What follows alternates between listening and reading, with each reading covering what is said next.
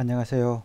오늘의 천자문 사자는 172화 노겸건칙입니다. 힘쓸로 겸손할 겸 상갈건 칙서칙 경계할 칙입니다. 이 사자를 번역하면은 힘서 겸손하며 상가 경계해야 한다가 되겠습니다. 이는 중용의 도에 이르기 위한 마음가짐을 이루는 사자가 되겠습니다. 앞선 사자 서기 중용과 노겸 건칙을 함께 해석하면 중용에 이르고자 한다면 노겸 건칙 해야 한다가 되겠습니다. 이 요임금이 순임금에게 왕위를 물려주면서 한 말씀이 이 윤집골중이 되겠습니다. 따라 이 노겸 건칙은 이 윤집골중과 일맥상통하는 말이기도 합니다. 이 윤집골중이라는 것은 마땅히 그 중심을 잡아라는 의미가 되겠습니다. 이 윤집골중은 논어 이 요월편에 나오는 문구 중에 하나입니다. 읽어보면은 요월 요임금이 말하기를 자이순 너 순에게 자문하노니 천지역수 하늘의 이 차례가 제2궁 네 몸에 도래했으니 윤집골중 마땅히 그 중심을 잡아야 하느니라가 되겠습니다. 이는 제위에 올라 정사를 처리하며 어느 한 곳에 치우치지 말고 마땅히 그 중심을 잡아 처리하라는 말로서 바로 제왕이 취해야 할 중용의 도를 설파한 것입니다. 그런 글자에 대해 살펴보겠습니다. 먼저 힘솔로를 설명드리겠습니다. 이제는 여기 등불 형자와 힘력자의 합자로 되어 있습니다. 이 힘력자는 동물의 힘이 아닌 사람의 힘으로 논밭을 파는 농기구를 나타낸 자형입니다. 각골자는 발로 밟아서 땅을 파는 나무로 된 보삽을 그리고 있습니다. 이후 이 자는 이 쇠갈래로 된 쇠사랑으로 변화하게 됩니다. 사람이 직접 힘을 쓴다는 해석에서 자형은 이 힘을 상징하게 되었습니다. 참고로 짐승이 끄는 전기를 거는 자형은 모왕자라고 제가 일전에 말씀드린 바 있습니다. 등불형을 보면은 두 개의 불화자가 이 덮을멱 위에 있는 형태입니다. 이 원자는 이 아래에도 이렇게 불화자가 있는 형태가 등불형이 되겠습니다. 등불형을 정확하게 이해하려면은 이 영화영자의 이 건문 형태를 이해하실 필요가 있겠습니다. 이게 영화형의 건문 형태가 되겠습니다. 영화형의 건문 형태는 이 활활 타오르는 이 두 개의 횃불을 그리고 있습니다. 이는 횃불일 수도 있고 이 화살표 위로 올라가는 화살표가 있어서 불길이 위로 크게 치솟는 것을 의미하는 것일 수도 있습니다. 건문에서 보이는 이 자형의 의미는 두 가지로 해석됩니다. 첫째는 불이 무성하게 피어나는 것, 밝은 빛이 환하게 빛나는 것입니다. 두 번째는 불을 밝히는 도구의 의미입니다. 따라서 도구의 의미일 경우에는 피어나는 불길 아래 이 심지를 뜻하는 이 실사자가 들어간다든지 아궁이를 의미하는 이 화원이 그려지기도 하였습니다. 이 첫째 불이 무성히 피어난다는 의미는 오늘날 이 영화영자가 되었습니다. 이 오늘날 영화영의 의미는 무성하다, 영화, 영예, 영광의 의미를 갖고 있습니다. 두 번째, 불을 피우는 물체의 의미는 등불형으로 발전된 것입니다. 소전에 이르러 아궁이에 이 나무목이 이렇게 들어간 형태가 영화형이 되고 이 불화자가 이렇게 들어간 형태가 이 등불형으로 자형을 구분짓게 되었습니다. 등불형은 오늘날 그 의미가 등불, 개똥벌레, 현혹하다, 어지럽히다는 의미를 갖고 있습니다. 그리고 여담이긴 하지만 이 불화자가 이렇게 두 개만 되는 자형은 훗날 따로 떼어내어 불길이 세차다는 이 불세찰개가 됩니다. 이 자는 이 무덤 영자입니다. 이 자는 흙에서 불길이 일어나는 형태입니다. 즉 무덤에서 피어나는 불, 인강을 의미합니다. 무덤영은 이 무덤, 산소, 장지의 의미를 갖고 있습니다. 그런데 무덤이라는 의미는 이 흙 위에 불이 있는 형태보다는 이 흙 위에 풀이 덮은 모습이 더 잘 어울린다고 후대 사람들은 생각하게 됩니다. 그래서 훗날 무덤 위에 불화자 대신에 이렇게 풀조자가 올려진 무덤영이 따로 만들어졌습니다. 이 풀화자가 올려진 형태도 역시 무덤영으로 이 장사진을 토로도 불립니다. 힘슬로 역시 건문부터 있었던 이 매우 오래된 자형입니다. 건문 형태를 보면은 이 등불 형자 아래 이 오디자가 있거나 여기 마음심이 그려진 형태입니다. 사실 힘슬로의 건문은 이 위에 자가 이 등불형이 아니고 이 무덤영으로 해석하는 것이 좀 이해가 빠릅니다. 위에 이 불화가 있는 경우는 이 무덤 혹은 장례식장을 의미하며 이 오디자는 수의, 이 마음심자는 죽은 자를 애도하는 마음을 그린 것입니다. 이는 당시 이 동북아시아 장례 문화와 관련이 있습니다. 황허를 근거로 하는 이 동북아시아에서는 이 시신을 땅에 묻는 토장이 가장 일반적이었습니다. 지금이야 인구가 많아 화장이 기본입니다만 내몽고에 아직도 남아있는 이 토장 양식을 살펴보면은 장례시 이 소나 양의 기름등으로 이 환하게 등불을 밝히고 애도하는 사람들은 흰옷이나 흰 모자를 쓰고 묘 앞에서 땅에 닿게 큰절을 하는 것이 일반적입니다. 또한 밤에는 하객이 오는 길을 환하게 등불 밝혔습니다. 이는 얼마 전까지 행해지던 우리네 전통 장례 문화와도 매우 비슷합니다. 그런데 애도를 뜻하는 이 자는 점차 이 마음으로 힘쓰다는 의미로 발전하게 되면서 이 소전에서부터는 자행 아래에 이 오디자나 마음심이 아닌 힘력자가 들어가게 되었습니다. 오늘날 힘슬로의 의미는 애쓰다, 고달프다, 근심하다, 일하다, 수고하다, 힘들이다, 노고, 공로 등으로 좀 장래와는 약간은 차별된 뜻을 갖고 있습니다. 대신 오디자가 아래 들어간 형태가 이 소전에서부터 명목이란 의미를 갖게 됩니다. 명목이라 하면 시신을 관에 넣기 전 염을 하게 되는데 이때 얼굴을 사면은 천조각을 명목이라고 합니다. 이 명목은 눈을 가린다 하여 명목이란 말이 붙었는데요. 보시다시피 이 아래 오디자가 이렇게 들어간 형태가 명목 영자가 되겠습니다. 다음 자는 겸손할 겸입니다. 이 자는 말씀 언변에 겸할겸의 합자로 되어 있습니다.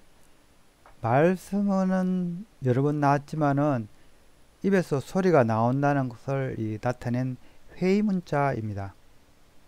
각골자를 보면은 이 입구자가 있고 이후에 이 입을 찌르는 가시가 있는 형태입니다. 이 가시는 이렇게 화살표 아래로 화살표가 있어서 입을 아래로 찌른다는 의미입니다.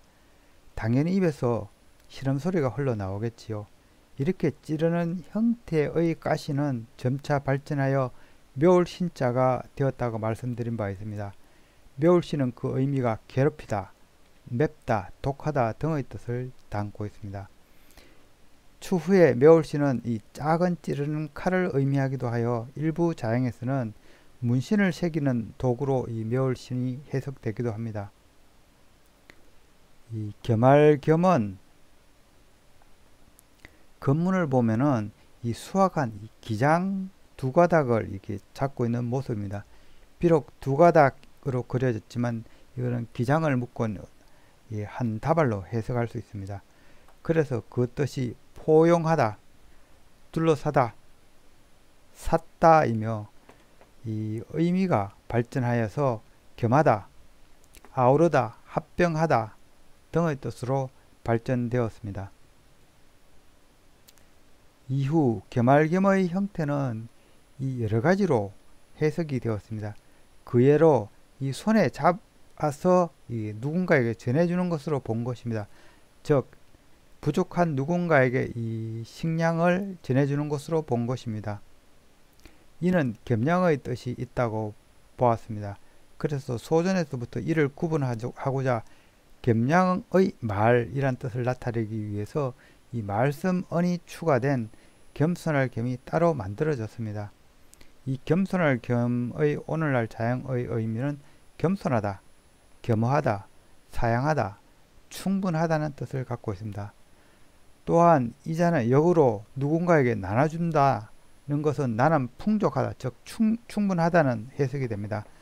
그래서 이 겸손할 겸은 다르게는 이 흡족할 급으로도 불립니다. 그래서 오늘날 흡족할 급은 그 의미가 흡족하다, 만족하다, 넉넉하다, 넉넉히 갖고 있다는 뜻을 갖고 있습니다. 또 다르게는 이 손에 이렇게 뭔가 두 개를 쥐고 있으니까 이 서로 비교해 본다는 해석입니다. 그래서 비교하다는 의미는 나중에 말씀언이 붙은 형태와 합쳐져서 취조하다는 의미를 갖게 됩니다. 그래서 이 겸손할 겸은 이 취조하다는 의미의 이 혐의 혐자가 됩니다. 혐의 혐의 오늘날 의미는 의심하다, 혐의의 뜻을 갖고 있습니다.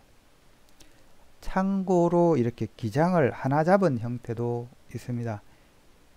이는 잡을 병으로 각골자부터 있었던 아주 오래된 자형입니다. 이 잡을 병의 의미는 잡다, 장악하다, 권력 등의 뜻을 갖고 있습니다. 비슷하게 파생된 자로는 이 합사비담 겸이 있습니다. 이 자는 실사자와 겸할겸의 합자로 이 시를 서로 합해 만든 합사를 뜻합니다. 다음 자는 상갈건입니다. 이 자는 이 말씀언과 이 진역건의 합자로 이루어져 있습니다. 진역건은 이 어려운 상황에 있다는 것을 나타내고 있는 자입니다. 보통 이 합성자 안에 진역건이 들어가 있으면 어려운 상태를 일컫는 경우가 많습니다. 각골자를 보면은 여기 사람이 서 있고 이 사람의 목에 이 둥근 줄이 둘러져 있어 포로임을 나타냅니다. 그리고 이 아래 불화자가 있어서 잡아온 포로를 화양시키고 있습니다. 그리고 머리 부분은 입구자로 되어 있어 이 소리치는 것을 나타내고 있습니다. 동북아시아에서 화형은 중세 유럽만큼 흔하지는 않았습니다. 중세 유럽은 마녀사냥이라는 이름으로 화형이 흔하게 자행된 바 있죠. 그러나 동북아시아에서 화형은 주로 역모를 꾀한 자들을 태워 죽이는 분형 정도였습니다.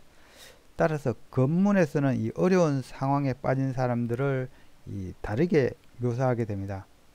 각골자와는 형태는 비슷해 보이지만 자형의 구성이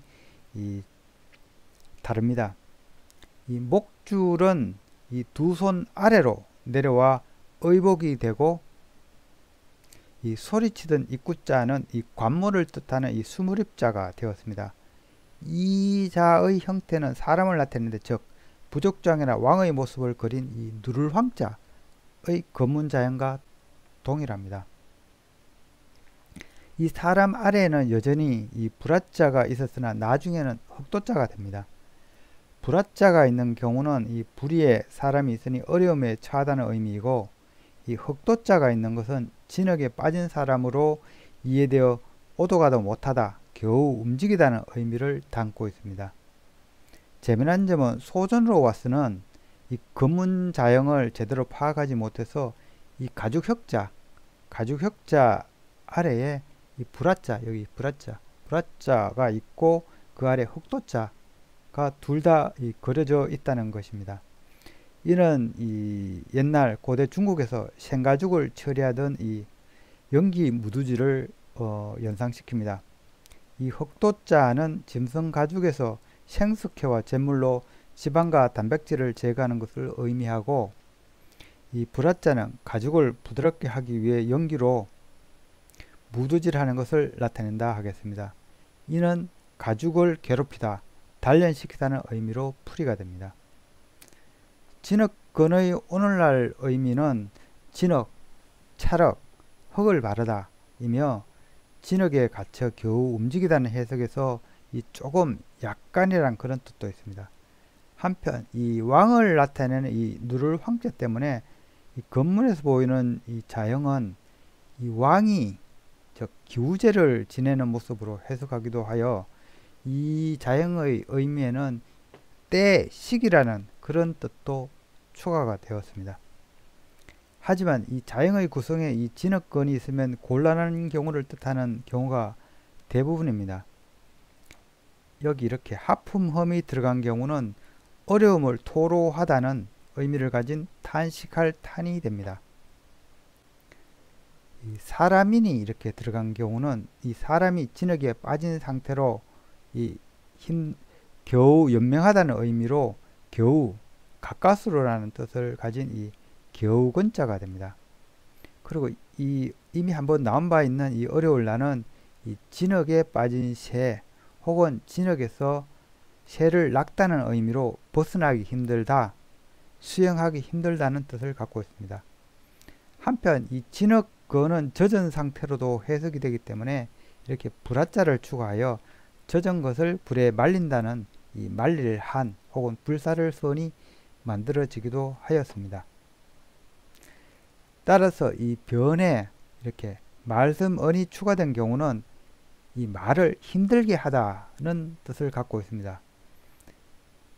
즉 말을 조심히 하다는 뜻으로서 이 상갈건이 되었습니다. 그래서 오늘날 이 상갈건은 그 의미가 상가다, 조심하다, 자성하다, 반성하다, 금하다가 되겠습니다. 오늘의 마지막 자는 칙서칙이 되겠습니다. 이 자는 힘역자와 묵골속의 합자로 이루어져 있습니다만 소전까지만 해도 이 자는 여기 칠복자와 묵골속의 합자였습니다. 칠복은 각골자를 보면은 나뭇가지를 든 형태입니다. 이는 나뭇가지로 무언가를 친다는 걸 의미합니다. 그래서 그 의미도 치다, 때리다 입니다. 또한 나중에 이 가지를 쥐고 이 바닥에 글을 쓸 수 있다는 해석에서 이 등걸을문으로 부르기도 합니다. 등이란 말은 이 걸을문과 같다는 말도 되지만은 이 꼭지가 이 등 부위에 걸을문의 등 부위에 있다 하여 이 등걸을문으로 읽히는 것 같습니다. 하지만 이 칠복자가 보통 구성자로 들어가게 되면은 그 자는 재촉하다, 강제하다는 그런 의미를 가지게 됩니다. 묵골속은 각골자를 보면은 이 나뭇가지들을 이 한 묶음으로 이렇게 결합한 형태입니다. 일부 각골자형에서는 이 나뭇가지를 묶는 손이 추가된 경우도 있습니다. 그러나 건문과 소전의 형태는 이 묶은 나무 다발만 그려져 있습니다. 묶을 속은 그 의미도 묶다, 동요매다, 합치다입니다. 그리고 이 묶을 속은 이 나뭇가지들을 이 거칠게 대충 묶은 형태이기 때문에 이 묶을 속이 구성자로 들어가게 되면은 이 거칠게 묶다, 거칠게 대하다 는 의미로 사용되는 경우가 많습니다. 이를테면은 이 말씀언이 변에 들어간 경우에는 거칠게 말하다, 독촉하다는 뜻의 이 독촉할 속이 됩니다. 또 이 변에 실사자가 들어가면은 이 실로 묵다는 그런 의미가 아니라 이 실이 거칠다는 그런 뜻을 가지고 있습니다. 그래서 이 자는 배소자로 불리웁니다. 그래서 이 칙서칙은 칠복자와 묵골 속의 합자로서 이 거칠게 재촉한다는 의미가 되겠습니다. 이는 대단히 강압적인 자형으로서 이 나라 혹은 임금이 신하나 백성에게 내리는 훈령의 의미를 갖고 있습니다. 이 자는 이 임금의 명령, 꾸짖다, 올바르게 경계시키다는 뜻으로 오늘날 사용되고 있으며 특히 임금의 명령을 담은 칙서 또는 나라의 조서라는 의미로 더 많이 사용되고 있습니다. 오늘날 이 힘력자가 들어간 이 자형의 형태는 후한시대에 육서로 표기하게 되면서 이 강제성을 뜻하는 구성자로 이 칠복이 아닌 이 힘력자가 들어간 형태가 나타나게 됩니다. 그래서 이 힘력자가 들어간 형태가 오늘날의 자형으로 굳어지게 되었습니다. 이 칙명은 이 광무 9년에 이 나라에서 만든 이 공명첩이 되겠습니다. 공명첩이라 하면 나라에서 재원을 마련하기 위해 돈을 받고 관직을 발급하던 이 칙서가 되겠습니다. 이 때문에 여기에 이 개인의 이름은 빠져 있습니다. 여기 성, 정삼품, 통정대부자라고 적혀 있습니다. 정삼품 통정대부에 오른 사람이란 뜻이 되겠습니다. 이상으로 오늘의 천자문 사자 노겸건칙, 즉 중용에 이르기 위해서는 힘서 겸손하며 상가 경계해야 한다는 사자성어를 마치도록 하겠습니다.